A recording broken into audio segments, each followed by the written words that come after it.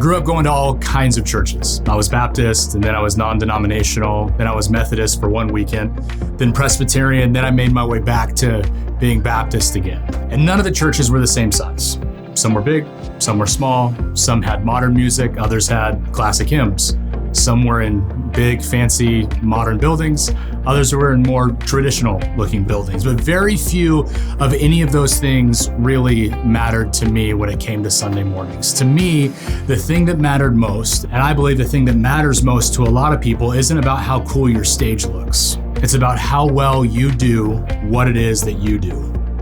Sometimes I think churches, and in particular leaders, think that people don't know that they're coming to church. We forget that they've probably already looked at our website, they've checked out your live stream, and probably asked their friends what they think about the church. And we get caught up in assuming that we have to look cool or flashy. I don't think that flash in the pan is necessarily the secret sauce for Sundays. Colossians 3 tells us, whatever you do, work heartily as for the Lord and not for men. If you want your Sundays to really hit home with people, I think the secret sauce is actually excellence. Throughout Scripture, we're encouraged to give God our best. In the book of Psalms, King David tells the musicians to use their highest skill when playing sacred music. The prophet Malachi demands that the priests and the people bring their finest offerings to worship. Jesus praises the woman who anoints him with rare and expensive oil. Excellence insists that we always bring our best, because when we do that, it honors God. We have to remember that Sunday morning isn't about entertainment.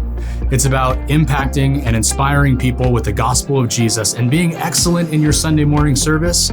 From the moment people get out of the cars to the minute they check their kids out from Sunday school, you want to communicate to people that we care so much about the gospel that we're going to work tirelessly to be as excellent as we can.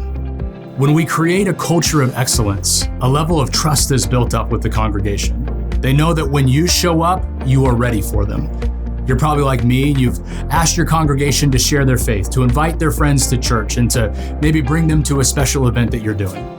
If you haven't built up trust with your congregation that whatever it is that you do, you're going to do it to the best of your ability, they might not invite their friends to come.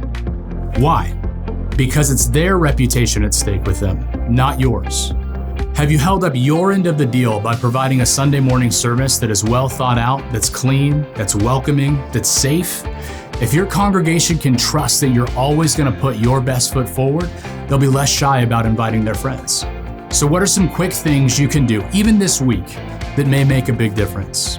Start with a quick walkthrough of your lobby. Try to just look at it with fresh eyes. What clutter has accumulated that doesn't absolutely have to be there? I attended a church where they would hang their choir robes in one of the main entrances to the church. As an outsider to the church, it didn't make any sense to me. I wouldn't keep my coat closet open when I had company over. Why are there choir robes in the entryway? I think the next one is maybe just talk with your ushers and greeters. Give them the challenge to wow someone with their hospitality this week. Not everyone, just challenge them to wow one person, preferably someone they don't know. How can they get a step beyond simply shaking their hand or opening the door? Do they have kids that can use a hand at check-in? Challenge them to walk with them to their seat and ask about their family or work or sports team. Meet with everyone who has something to do with the stage on Sunday morning as well, before the service, to talk through the order to ensure that everyone is on the same page.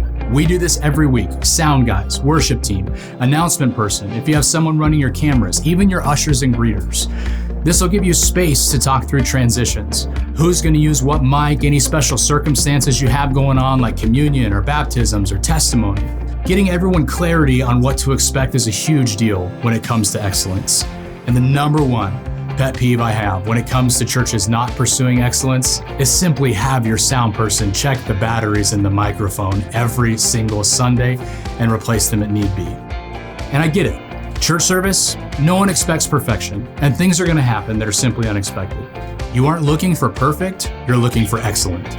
Because if we should work hard for anything in our lives, it should involve presenting a gospel presentation that is free of distractions that are largely due to our own complacency.